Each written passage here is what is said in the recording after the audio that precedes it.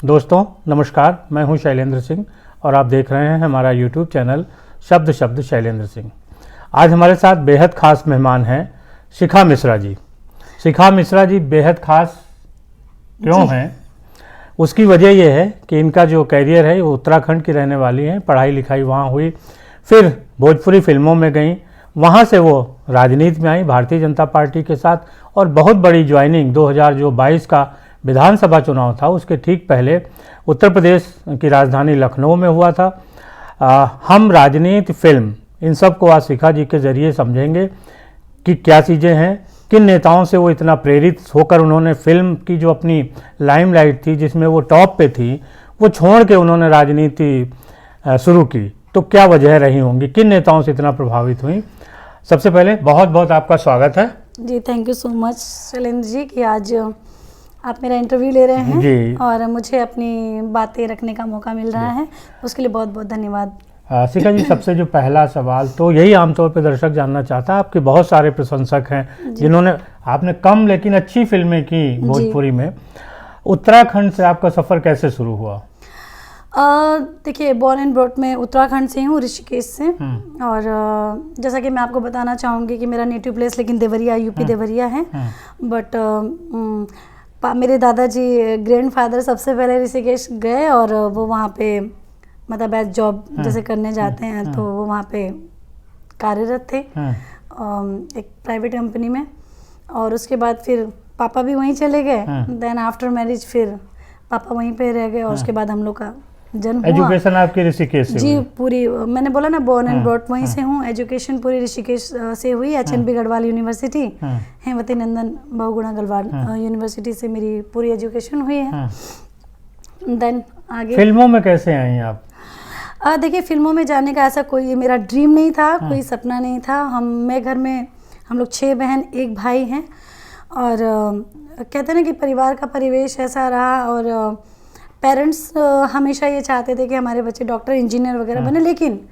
लेकिन मेरे mom dad का मैं बहुत शुक्रगुजार हूँ कि उन्होंने कभी अपनी चीज़ें हम पे थोपी नहीं हैं। और जैसा कि हम 6 लड़कियाँ थी उनकी और 1 लड़का है 7वें नंबर का, बट हम बेटियों को उन्होंने बिल्कुल एक फ्रीडम दिया। बेटे की तरह मैं क्यों नाम लूं, बेटी बेटी है। अच्छा। मैं क्यों बोले जाऊं बेटी बेटा है, भाई बेटा बेटा है, बेटी बेटी है। बेटी को बेटी की तरह पाला और क्योंकि बेटी को भी तो हक है ना हर तरीके से पढ़ने का। भाई जो बेटे को आप एजुकेशन देते हो, आप बेटी को भी वही एजुकेशन देते हो, भाई दोनों बराबर रखे। बेटी, मैं कहती हूँ, जो लोग कहते हैं ना मेरी बेटी बेटे के जैसी है, वहीं आपने बेटी को भी गिरा दिया। अच्छा, क्यों बेटे के जैसी है? मेरी बेटी बेटी के जैसी है। भाई बेटी बेटी है, बेटा बेटा है। आम आम है, अमरूद अमरूद है। तो मैं ये क्यों बोलना चाहूँगी कि आम अमरूद के जैसा है ना। तो जस्ट लाइक वैसा ही है। तो मैं जो बनना चाहती थी, मम्मी पापा ने उसमें सपोर्ट किया। मेरी बाकी सिस्टर्स जो बनना चाहती थी उस हिसाब से उन्होंने उनको सपोर्ट किया। फिल्मों की लाइन चुनी कैसे आपने? एक्चुअली वैसे तो मैं आर्मी में जाना चाहती थी, तो स्कूल टाइम से जस्ट लाइक जैसे स्काउट गाइड होता है उसमें पार्टिसिपेट करना। अच्छा। और NCC होती है तो मैं NCC भी कर चुकी हूँ। आर्मी में जाने का ड्रीम था, सब चीज़ें, मतलब मैं बहुत ज़्यादा वो कहते हैं ना स्पोर्टी टाइप की थी। लेकिन सडनली कॉलेज करते करते मेरी फ्रेंड्स जो थी वो थोड़ा सा फैशन टेक्नोलॉजी की तरफ से थी। अच्छा। फैशन डिजाइनिंग कर रही थी, तो मुझे भी लगा कि ऐसे ही साथ में कर लेना चाहिए। जस्ट लाइक मेरी फ्रेंड कर रही है तो भाई एक साथ में रहेंगे भी, और घर से ऐसा तो जा नहीं सकते हैं, तो एटलीस्ट कम से कम कॉलेज करने के बाद से दोस्तों के साथ में एक अच्छा खासा टाइम स्पेंड हो सकता है।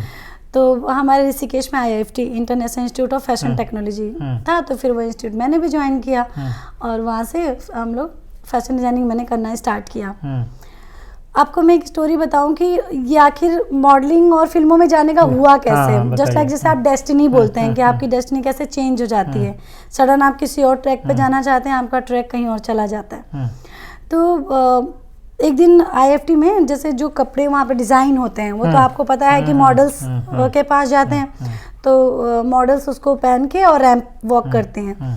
तो हमारे IIFT में एक मॉडल आई थिंक आने वाली थी, जो कपड़े हमने रेडी किए थे, तो वो उनको पहन के और शायद रैम्प उनका करना था। फोटो अच्छा, शूट होने फोटो वाला शूट। था। वो फोटोस आई थिंक दिल्ली जाने वाली थी, और दिल्ली में जो रैम्प शोज होते हैं वो मतलब वो वहाँ जाना था, पास होना था, तो वो नहीं आई।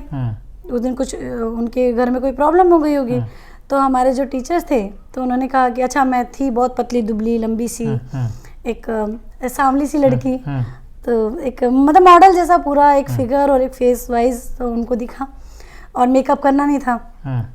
एक वक्त ऐसा था कि आप मुझे मेकअप मत करिए, बट एक कहते हैं ना कि सांवला कलर था, लेकिन एक अट्रैक्शन और एक फोटोजेनिक फेस, तो उस हिसाब से था। तो उन्होंने वहाँ पे मेरे क्या किया, वो सारे कपड़े पहना के मेरी फ़ोटोज़ क्लिक की, और वो फ़ोटोज़ दिल्ली चली गई, ऐसा हुआ।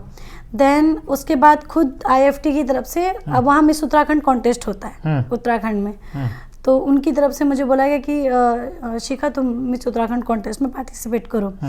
तो मैंने 2006 में उसके लिए अप्लाई किया था, और उसमें मेरा मतलब कहते हैं ना कि हो गया। अब क्या होता है कि पूरे उत्तराखंड से कुछ 17 या 20 गर्ल्स उसमें सेलेक्ट होती हैं, देन उनके साथ में वो पूरा आगे धीरे धीरे लास्ट तक चलता है, पूरा फाइनल होता है वहाँ फिर आखिर फाइनल होता है। बट 2006 में क्या हुआ, मैं ना थोड़ी सी घबरा गई, क्योंकि मैं थोड़ा सा क्या था भाई, पढ़ाई लिखाई वाले परिवार से थी।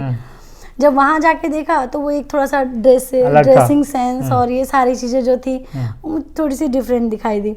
मैंने क्या किया, सब कुछ होने के बाद भी मैंने 2006 में वो छोड़ दिया, तो मतलब मैंने किया ही नहीं आगे। और इवन वहाँ से कॉल भी आई कि शिखा जी नहीं आ रही। मैंने कहा नहीं, ऐसे ही बहाना मार दिया, नहीं आ पा रही हूँ, और कुछ पढ़ाई लिखाई को लेके कि इस वजह से मैं नहीं आ पा रही हूँ।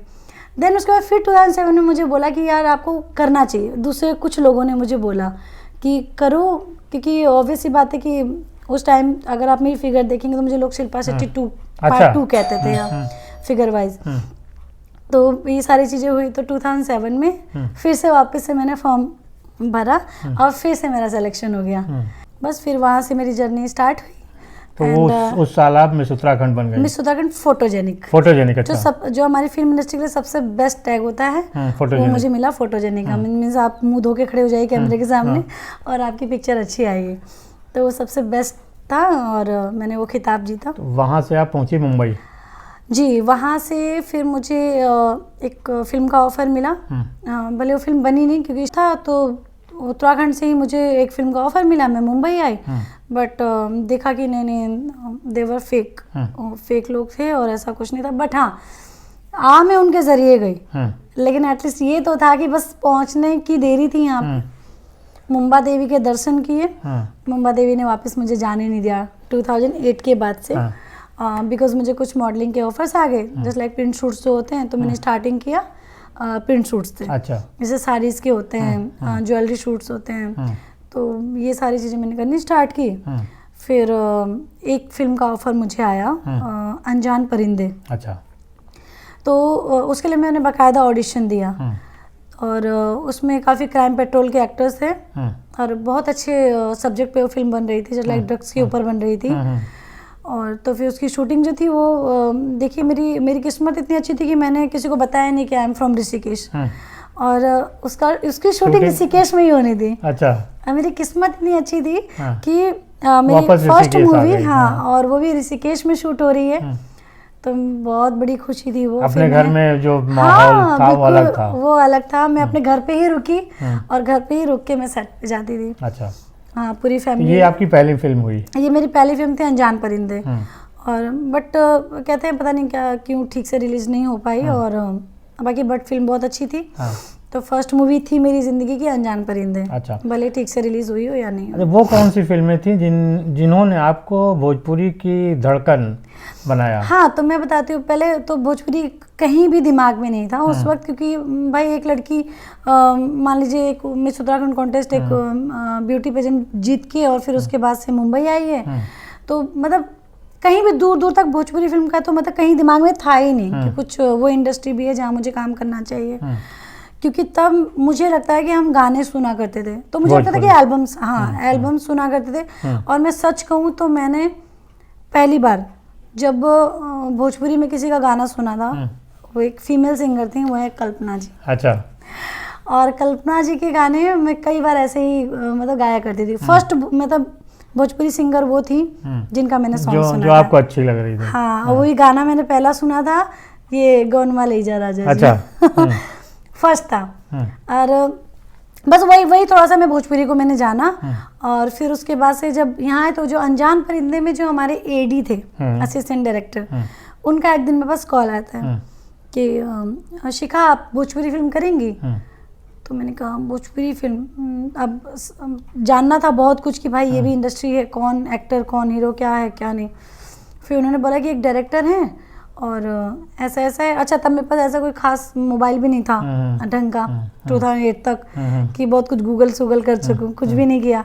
तो उन्होंने उनके बारे में, जमाना भी उतना गूगल का नहीं था, इतना नहीं था, इवन मुझे लगता है व्हाट्सएप भी नहीं था शायद ना, इंट्रोड्यूस हो रहा था। तो फिर उन्होंने मुझे बताया अभिषेक चड्ढा जी के बारे में। अच्छा। अभिषेक चड्ढा सर ने गंगा, गंगोत्री, गंगा देवी इतनी बड़ी बड़ी फिल्में दी। तो फिर उन्होंने मुझे पूरा उनके बारे में बताया कि ये डायरेक्टर है, अब ये मत पूछना कि हीरो कौन है, सिर्फ इतना जान लो कि इतने बड़े डायरेक्टर हैं और भाई जिनके साथ में अमिताभ जी ने काम किया हो, हेमा मालिनी जी ने काम किया हो भोजपुरी में, तो आप हीरो मत पूछिए, वही हीरो है बस, खाली उनके नाम से। मुझे भी अच्छा लगा, मुझे लगा यार बहुत अच्छी बात है, मिलना चाहिए। मैं गई मिलने, तो उसमें एक पुलिस इंस्पेक्टर का रोल था, मतलब लीड एक्ट्रेस थी। तो और गोपाल राय जी मेरे अपोजिट हीरो थे, जो आज सिंगर हैं जो। तो फिर देखा सर ने और सर ने डन कर दिया और सारी चीज़ें थी। फिर वो फिल्म की शूटिंग हमारी नैनीताल में हुई और काफ़ी अच्छे तरीके से हुई और रिलीज़ भी हुई। तो वो भोजपुरी में वो मेरी मतलब पहली एंट्री थी। अच्छा। गोपाल राय जी के साथ में। फिर महुआ चैनल पे फिर मैंने एक ये शो आता था भौजी नंबर 1, फिर उसमें कुछ आई थिंक 4 या 5 एपिसोड में मैं जज की सीट पे बैठी। अच्छा। जी। मतलब गेस्ट में थी, तो सीट पे जज के बैठी थी गोपाल राय जी के साथ में। तो वो सब ऐसे ही, मतलब फिर भोजपुरी में मेरी एंट्री स्टार्ट हो गई, ये समझ लीजिए। फिर कहीं ना कहीं वो हिंदी का सपना ही दूर से निकल गया, कभी सोचा ही नहीं। एक बार गंगा के दंगा से जुड़े अभिषेक चड्ढा जी के साथ, फिर वो महुआ चैनल में बैठे, तो बड़ा अच्छा सा लगने लगा कि नहीं यार, अब देवरिया से हूँ, भोजपुरी मान लीजिए कि हमारे तो रग रग में आज भी मेरी मम्मी मातृभाषा है। हाँ, मतलब तो आज भी मेरी मम्मी भोजपुरी बोलती, मेरी बुआ लोग भोजपुरी बोलती हैं, सब कुछ है। तो भोजपुरी परिवेश में ही मैं रही हूँ, तब जाना कि हाँ भोजपुरी इंडस्ट्री भी कुछ है और काम करना चाहिए। इतनी सारी फिल्में आपने की वहाँ पे, कितना समझा भोजपुरी इंडस्ट्री में? जो अगर देखें प्रभाव के तौर पे, या हीरो को ज़्यादा प्रभावशाली माना जाता है, हीरो को महत्व ज़्यादा दिया जाता है, फीस भी उनकी ज़्यादा होती है, आज आपको क्या लग रहा है? देखिए, मैं आपसे एक बात बताऊं कि इसीलिए मैं इस मुद्दे पे बात करूंगी कि जब भोजपुरी फिल्म मैंने की, इसके बाद दीवाना 2 मेरी मूवी आई, ठीक है, तब ये था कि गोलू की पहचान है इंडस्ट्री में। अच्छा, गोलू के साथ फिल्म कर रही है, मतलब यहाँ भी हीरो, अब और कोई अपोजिट में हीरोइन है कि नहीं है, ये क्वेश्चन कोई नहीं करता था। सेकंड, अब दीवाना के बाद से मान लीजिए कैया बिया बोलो करबा, उसमें मेरे साथ कौन थी? रिंकू घोष जी, भाई, जो कि एक टाइम की इतनी बड़ी सुपरस्टार रह चुकी हैं। और मतलब उनके साथ काम करना ऑब्वियस सी बात है कि एक लेजेंडरी हैं वो भी, जिन्हें एक टाइम पे औरतें देखने जाती थी। ये वो एक्ट्रेसेस थी जिनको देखने के लिए जो थिएटर तक औरतों को खींच के लेके जाती थी। मगर कोई ये क्वेश्चन नहीं पूछता है कि आपके अपोजिट और कोई भी कोई सीनियर एक्ट्रेस है क्या? ना, हीरो कौन है? तो हीरोइज्म का मतलब यही चीज़ है कि हीरो कौन है, और इस तरीके से करके। और फिर अभी मेरी बहुत फिल्में इसके पहले मैंने की, बट कहीं तक भी शिखा मिश्रा नाम नहीं बना पाई। जब मेरी 2008 में मेरी मूवी आई धड़कन, पवन सिंह जी के साथ में, अब ये समझ लीजिए कि हीरो का कितना बड़ा मतलब कहते हैं ना फायदा, समझ लीजिए या नाम। जब पवन जी के साथ में मेरी धड़कन आई, तो आज भी लोग मुझे, उसके बाद से मेरा नाम धड़कन गर्ल लोगों ने रख दिया।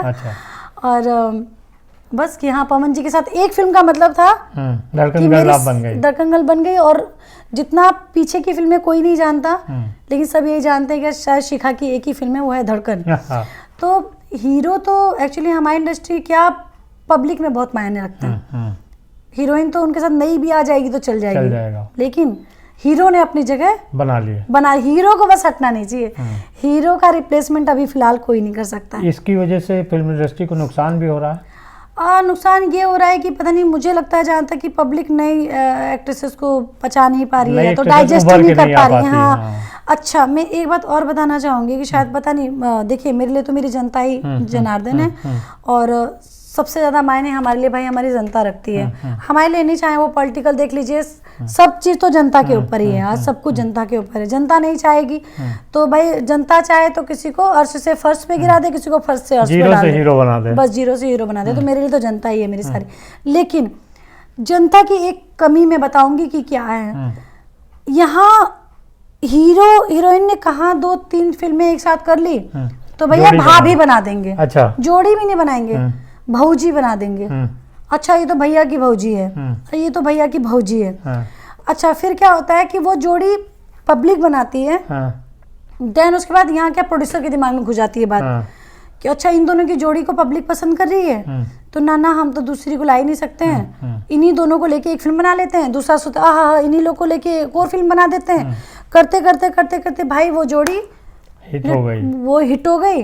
बाकी बेचारी नई लड़कियां आ रही हैं। और इवन जब मैं धड़कन कर रही थी, मैं आपको अपनी भी एक कहानी स्टोरी बताती हूँ।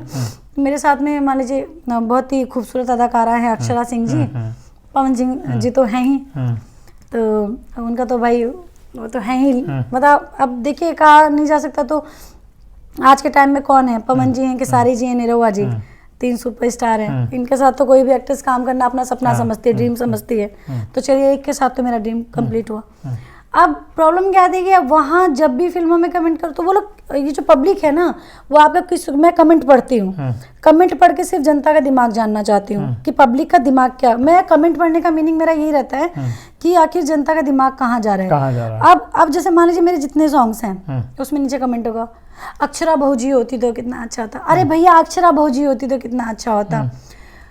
तो ये मैं पब्लिक से एक बात कहना चाहूंगी कि यहाँ कोई भौजी और भैया नहीं होता है, कलाकार होते हैं। यहाँ कलाकार होते हैं। तो आप लोगों के ना इस तरीके से करने से किसी एक्टर के साथ में किसी हीरोइन का अगर 1-2 फिल्में आ गई, बहुत अच्छी बात है। अगर आप लोग पसंद करते हैं तो उन्हें एज एन एक्टर और एक्ट्रेस ही वो करिए, क्योंकि क्या होता है ना, हमारे प्रोड्यूसर आप लोग के कमेंट पे चलते हैं, वो जोड़ी मत बनाइए, जोड़ी मत बनाइए। आप लोग जब तक नया नहीं चाहोगे ना, नया कोई नहीं ला सकता, क्योंकि एक प्रोड्यूसर पैसा लगाता है, दाव लगाता है, ठीक है। वो भी समझ जाता है कि यार अगर पब्लिक नहीं चाह रही है नए को, तो फिर मैं पैसा क्यों लगाऊं, मैं पैसा क्यों डुबाऊं, है ना।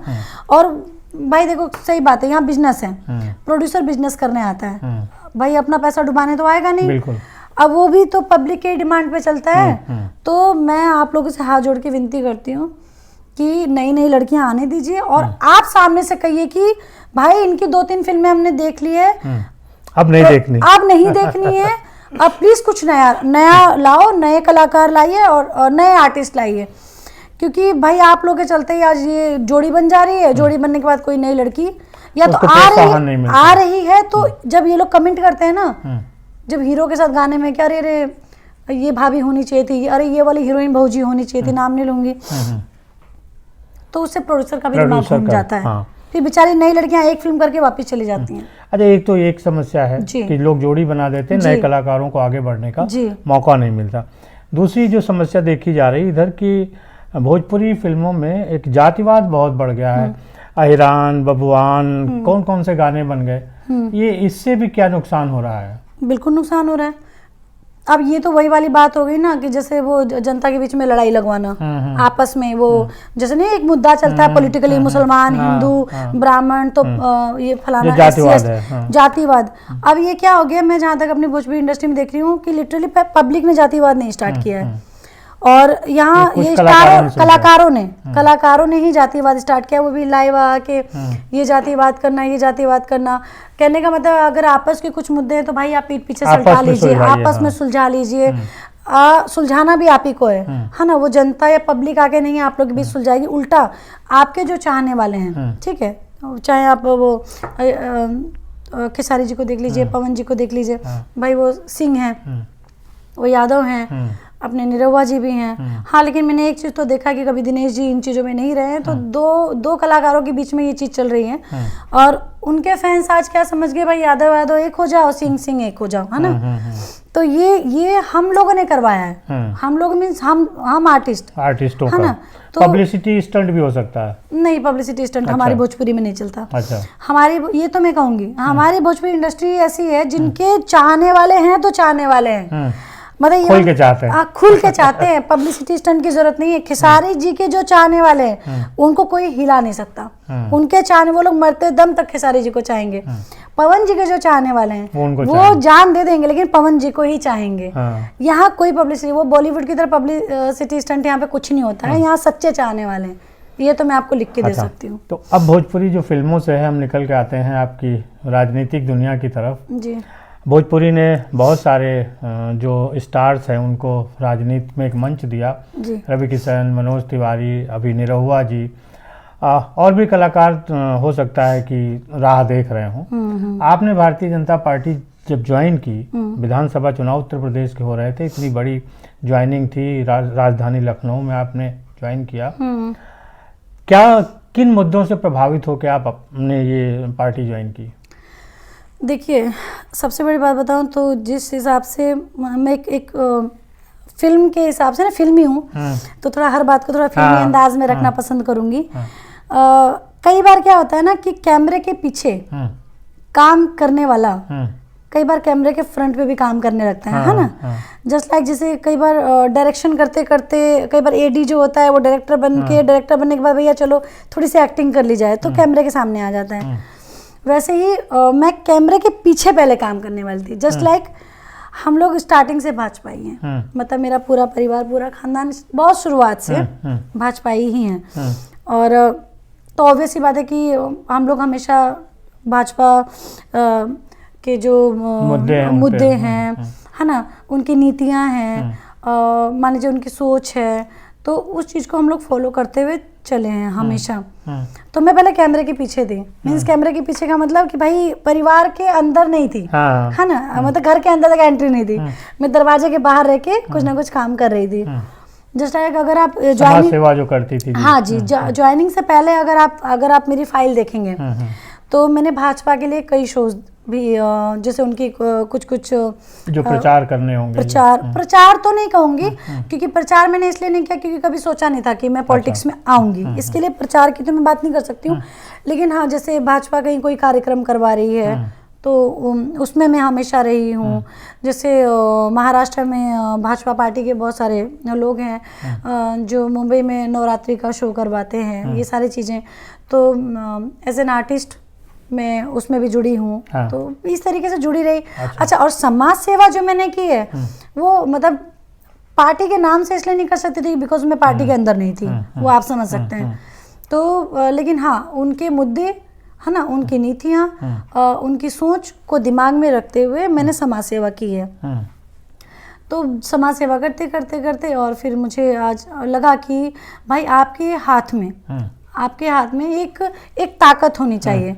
जस्ट लाइक अगर आप किसी के लिए, मान लीजिए कि कोई बहुत ज़्यादा बीमार है और कई बार आपको पता है कि हॉस्पिटल में उन्हें लोग वेंटिलेटर के लिए रो रहे होते हैं या कोई हेल्प मांग रहे होते हैं, तो जहाँ आपको कहीं बहुत बड़ी मदद किसी की करनी होती है, तो जब आप उसके लिए लड़ने जाते हैं तो सामने वाला उल्टा आप पे चढ़ जाता है कि हु आर यू, आप हैं कौन है, क्या है, इस तरीके से क्वेश्चन। इवन आपका कहते हैं ना कि अब पुलिस वाले आ जाएं वो भी आपका साथ ना दें, कि आप क्यों इस बीच में घुस रहे हो, कौन हो आप। तो मुझे लगा कि नहीं, थोड़ा सा एक प्लेटफॉर्म मिले, एक ताकत मिले, जिस ताकत के दम पे मैं दूसरों को, मैं बिंदास सामने खड़े होकर बोल सकूं कि मैं ये हूँ और समाज सेवा कर रही हूँ, मैं ये हूँ, समाज सेविका हूँ, और भाई इनकी ताकत मेरे साथ है ना, ये लोग मेरे साथ हैं, तो आपको इनकी हेल्प करनी पड़ेगी, आपको इनकी मदद करनी पड़ेगी।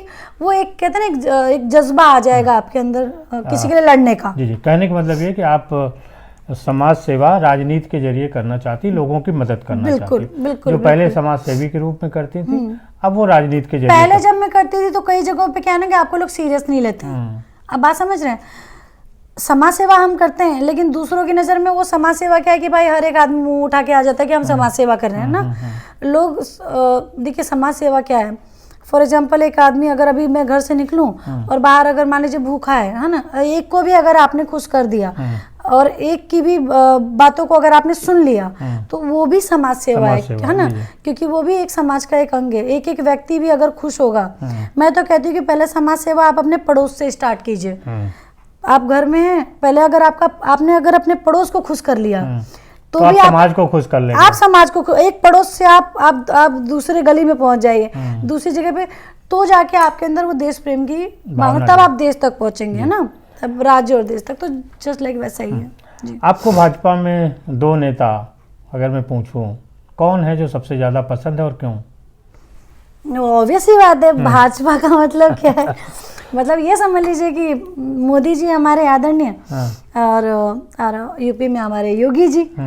तो इन 2 चेहरों के अलावा क्या, ये 2 चेहरे तो मान लीजिए हमारे अट्रैक्शन का कारण है। जैसे हमारी फिल्म इंडस्ट्री में हीरो होते हैं ना, सुपरस्टार, वैसे हमारी राजनीति के हीरो हैं। ये हमारे राजनीति के सुपर डुपर से ऊपर स्टार है। हमारे आदरणीय प्रधानमंत्री मोदी जी और हमारे यूपी के जो सुपरस्टार हैं, सुपर नहीं डुपर स्टार, मतलब जुबली स्टार जो एक टाइम पे हुआ करते थे, वो हमारे आदित्यनाथ योगी जी हैं। तो इन एक तो सबसे बड़ी बात की कहते हैं ना कि जब हम फर्स्ट इंट्रोडक्शन किसी के साथ करते हैं, तो जब आप भी मुझसे मिले होंगे तो पहला तो यही कि सामने वाले का फेस देख के ही आप पहले तो अट्रैक्ट हो जाएंगे, है ना, जजमेंट हो जाती है कि सामने वाला कैसा है। तो भाई मोदी जी और योगी जी का चेहरा ही ऐसा है कि सबसे पहले तो वो मोह लेता है, अपनी तरफ आकर्षित कर लेता है। अब चलते हैं उसके बाद, जस्ट लाइक जैसा कि आपने देखा होगा कि अभी ये मोदी जी हैं, पहला कोई ऐसा प्रधानमंत्री होगा देश का जिसने भारत को विदेशों तक एक रेस्पेक्ट दिलाई है, इज्जत दिलाई है। आज विदेश में भी हमारा भारत देश एक, मतलब कहते हैं ना कि पहला प्रधानमंत्री इस तरीके से जो इतनी मजबूती से हमारे भारत देश को आगे तक मतलब पहुंचा रहा है, आंखों में आंखें डाल के बात करता है।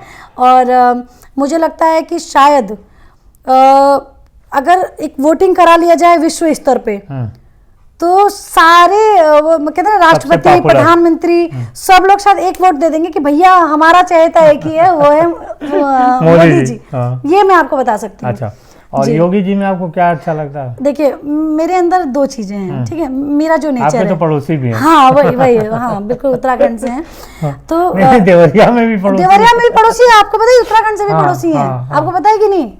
भाई पहले हमारे योगी जी का नाम अजय बिष्ट था, वो हमारे उत्तराखंड से हैं। वो तो मेरे देखा जाए तो मेरे मायके के भी हो गए हैं, दोनों तरफ मायका, उत्तराखंड भी मायका है, मेरा देवरिया भी मायका है। तो मुझे तो ऐसा लगता है कि कहीं मैं योगी जी की फैमिली की ना निकल जाऊं। तो जैसा कि है कि वो योगी जी के चेहरे का तेज। अच्छा, हम लोग इंसान हैं, आपको पता है कि एक इंसान के अंदर 1-2 चीजें होती हैं, एक पोलाइटनेस है ना, और एक थोड़ा सा उग्र, और ये सारी उसको लेके, और दोनों ही चीजें पॉजिटिव होती हैं। हाँ, दृढ़ निश्चय और एक एकाग्रता, भाई ये करना है तो करना है, बात खत्म, है ना। तो अब योगी जी में मुझे वो चीज पसंद, जो मैं ये चाहती हूँ कि भाई ये मुझे करना है और ये सामने वाले के हित में है। अब उसके लिए चाहे सर कटाना हो, कटाएंगे, ये हित में है तो हित में है। अब जैसे मैं बता रही हूँ कि पहले की पार्टी में जिस तरीके से आप जानते हैं, पहले जो विपक्षी रहे और लोगों को लगेगा बड़ा घिसा पिटा सा बात बोल रही है, हर कोई यही बोलता है, लेकिन देश की औरतें कभी घिसी पिटी हो ही नहीं सकती हैं। देश की औरतों की इज्जत कभी घिसी पिटी हो ही नहीं सकती है, और ना ये मुद्दा कभी घिसा पिटा हो सकता है ना। आप अगर कभी भी किसी से ये क्वेश्चन पूछेंगे तो कहेंगे अरे क्या बोलते हैं, देश की महिलाओं के लिए या उत्तर प्रदेश की महिलाओं के लिए भाजपा या मोदी जी ने विश्व स्तर पे महिलाओं को सेव किया है ना, सम्मान दिलाया है। और योगी जी ने पूरे उत्तर प्रदेश में महिलाओं को सम्मान दिलाया है। आज वो निडर होके, आज मुझे लगता है निडर होके हर क्षेत्र में काम कर रही हैं। और इवन ये तक है कि भाई अगर रात को कोई औरत कहीं काम कर रही है, कोई फीमेल काम कर रही है, तो भाई उन्हें कंपनी वाले जो हैं वो सेफ्टी के साथ में, अगर आप लेट नाइट काम करवा रहे हैं, सेफ्टी से आप अपने पर्सनल गाड़ी या किसी चीज से आप उनको घर पे आप पहुंचाएंगे, ठीक है। और या चलिए वो नहीं भी करते हैं तो आज औरतें खुद में ये बोलते भाई योगी है, बात खत्म। उनको इतना विश्वास हो चुका है कि भाई अगर किसी ने छेड़ दिया तो हम छोड़ेंगे, बाबा का बुलडोजर चल जाएगा। नहीं, एक ही लाइन है भाई, बुलडोजर का मतलब ये, छेड़ोगे तो छोड़ेंगे नहीं। वो डर योगी जी ने, हमारे बाबा ने हाँ। मतलब हमारे अंदर से, हाँ। औरतों के अंदर से, यूपी के औरतों के अंदर से निकाल खत्म दिया। कर दिया। हाँ। आज हर औरत के अंदर योगिनी है सारी। योगिनी। और वो भी कौन सी योगिनी है, वो पूजा पाठ तो करती है घर में। हाँ। घर में सीता है और बाहर काली है। जो शस्त्र और शास्त्र दोनों रख रही है। बिल्कुल, एक हाथ में शस्त्र है, एक हाथ में शास्त्र है। तो ये समझिए अभी तक तो शास्त्र था। हाँ। ये शस्त्र को ना, वो कहते हैं ना कि पहले विपक्षी पार्टियों ने ये शस्त्र को वो कर दिया था, ढक के रख दिया था, कपड़ा रख दिया था उसके ऊपर। वो जैसे कानून के हाथ में पट्टी होती है ना, वैसे ही शस्त्र के हाथ में पट्टी बांधी थी। वो पट्टी योगी जी ने हटा दी। अब जहाँ है अपने हक की, अरे बिल्कुल अपने हक की लड़ाई लड़िए। बस। तो महिलाओं से कुछ और आप कहना चाहती हैं हमारे चैनल के माध्यम से? देखिए, मैं तो एक ही बात कहना चाहूँगी कि ये मत कहिए और कि हम मतलब बेटी हैं बेटों जैसे हो सकते हैं। कोई ज़रूरत नहीं है कहने की हम बेटी हैं और बेटी जैसी ही रहेंगी। बेटी का मतलब क्या है बताएं? देखिए, मैं ये नहीं कहती, ये क्या है, मैं ये नहीं कह रही हूँ कि भाई बेटे सही नहीं होते, बेटे तो ऑलवेज सही हुए हैं। भाई बेटे बेटी की तो लड़ाई है इस पूरे समाज में, है ना। तो बेटे ही हैं भाई। आप लोग को हमेशा, आप लोग मतलब मैं नतमस्तक हूँ। क्योंकि ऐसा नहीं है, बेटे भी एक बाप बनते हैं आगे चल के, है ना। और आज अगर हम आधी आबादी हैं तो भाई आप लोग आधी आबादी वो भी है। तो बेटों की तो यहाँ बात ही नहीं। फिलहाल यहाँ मैं महिला हूँ तो ऑब्वियस सी बात है, थोड़ा पक्षपात तो करूंगी। लेकिन आपको देखिए, आपके पति कितना सहयोग करते हैं। ऑब्वियस, तभी मैंने बोला महिला हूँ तो थोड़ा पक्षपात तो होगा ही होगा। ठीक है ना, तो थोड़ा पक्षपात, इसीलिए हमने उनका पक्ष ले लिया। हाँ, तो आप हैं, आप उनका पक्ष लीजिए, मैं भाई महिलाओं का पक्ष लूंगी। तो मैं तो कहती हूँ एक औरत के साथ खड़ी हो जाए ना, तो भाई ये देश बदल जाए, समाज बदल जाए। यहाँ प्रॉब्लम क्या है, औरत ही औरत की दुश्मन है, ये भी बहुत बड़ी बात है।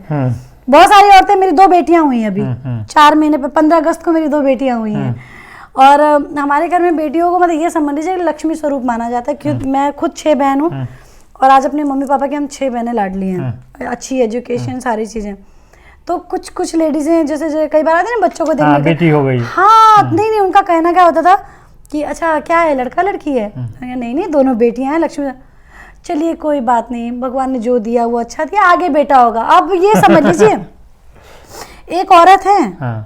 लेकिन अरे भाई, मैं कहती हूँ कि 2 बेटियां यहाँ पैदा हुई तो किसी घर में 2 बेटे पैदा हुए होंगे। वो भाई ऐसे ही तो तराजू तो बराबर चल रहा है ना। ये जरूरी थोड़ी है कि खाली बेटे पैदा होंगे तो ये समाज, ये देश चल जाएगा। भाई कल को शादी किससे करोगे? बेटे से शादी करोगे। और आगे समाज तो बेटियों से चलना है। समाज बेटियों से नहीं, दोनों से चलना है भाई। देखिए, मैं कहती हूँ अगर बेटा नहीं तो बेटी किस काम की, बेटी नहीं तो बेटा किस काम का। क्योंकि आपको समाज कैसे बनता है भाई? पहले परिवार बनेगा, फिर उसके बाद से समाज बनेगा। लड़का लड़की शादी करेंगे ना, उसके बाद ही तो परिवार बढ़ेगा, समाज बढ़ेगा। अब आप बेटा पैदा करते चले जाइए, बहू कहाँ से लाओगे? सही बात। बेटी नहीं होगी तो बहू कहाँ से लाओगे? बेटी नहीं होगी तो बहू कहाँ से लाओगे? और बेटी नहीं हुई तो दामाद कहाँ से लाओगे? बिल्कुल। तो भाई देखिए, जिसकी बेटी है उसे दामाद चाहिए, है ना। और जिसका बेटा है उसको बहू चाहिए। तो मैं तो यही कहती हूँ, जिसका बेटा है वो और प्यार करे लड़कियों को। कि भाई पता नहीं कौन सी लड़की आपके घर बहू बन के आ जाए। और मैं तो कहती हूँ कि जिसकी बेटी है वो भाई बेटों को प्यार करे कि भाई कौन सा दामाद पता नहीं उठ के इतना प्यारा दामाद चला है। दोनों ही धरोहर हैं इस पृथ्वी के, और लड़का और लड़की दोनों से ही ये पृथ्वी चलनी है। तो दोनों को समान प्यार दीजिए, मैं तो यही कहूँगी। शुक्रिया आपकी चाय के लिए। और ये हम लोग की जो चाय पे आज चर्चा थी शिखा जी के साथ, बहुत शुक्रिया शिखा जी, आपने इतना समय दिया, इतनी अच्छी राय हम लोगों को सुनने को मिली। आप लोग फॉलो करते रहिए, देखते रहिए, और शिखा जी जैसे जो लोग हैं उनको सपोर्ट करते रहिए, जिससे कि वो आगे बढ़ सके, मजबूती के साथ अपनी बात रख सकें। एक नई बात उन्होंने कही कि भाई बेटियां हैं, उनको अभी 2 बेटियां हैं और दोनों बहुत खूबसूरत है, शिखा जी से भी ज़्यादा खूबसूरत है। तो बहुत शुक्रिया शिखा जी आपका, आपकी शुभकामनाएं कि आप ऐसे ही जो है आगे बढ़ते रहिए और अपने नए लक्ष्यों को हासिल करिए। और भारत की सभी जनता को मेरी तरफ से नमस्कार। और अभी आगे जो भी त्योहार आ रहे हैं, नया साल आ रहा है, नए साल की बहुत सारी शुभकामनाएं। और आगे होली आ रहा है तो होली पे दोबारा हम लोग फिर मिलेंगे, होली पे एक बार होली पे दोबारा मिलेंगे। फिलहाल नए साल की, नए वर्ष की बहुत बहुत शुभकामनाएं। धन्यवाद।